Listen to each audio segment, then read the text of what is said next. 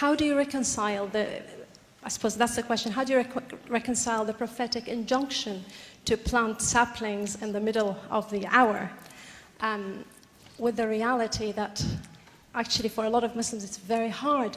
The reality of raising children here is very hard.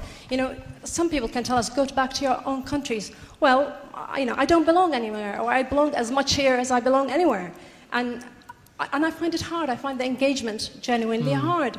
And I think that reflects the reality of quite a lot of people, young and older, trying to raise children, trying to communicate with children, values that everything else around you says. Right. You're an outsider, you know, it's very difficult. Yeah. The Prophet ﷺ, he said, you know, that Islam began as an alien thing and it will return to being an alien thing. So blessed are the alienated ones. And the world's an alienating place, and we're all going to be dead in this room within at least, you know, the maximum 100 years, and there'll be a whole new group of people debating and discussing, maybe not.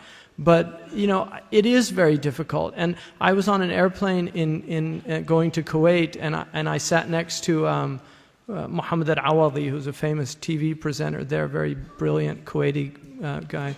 And the stewardess came, and she had Aisha on her name tag, and I asked her where she was from. She said Senegal. And then Muhammad al-Awadi, she didn't have a hijab on, but he said, are you able to pray on the plane? And she said, yes. And then he said, can I ask you a question?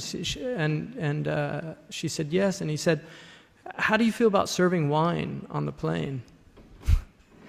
She said, it's really hard.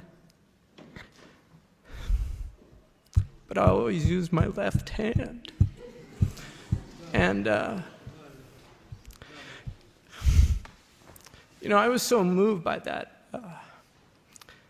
attempt in such an incredibly difficult circumstance to be as true as she could to what she believed was right, because Muslims do deal with foul things with their left hand, and a lot of people struggling out there. So God bless you.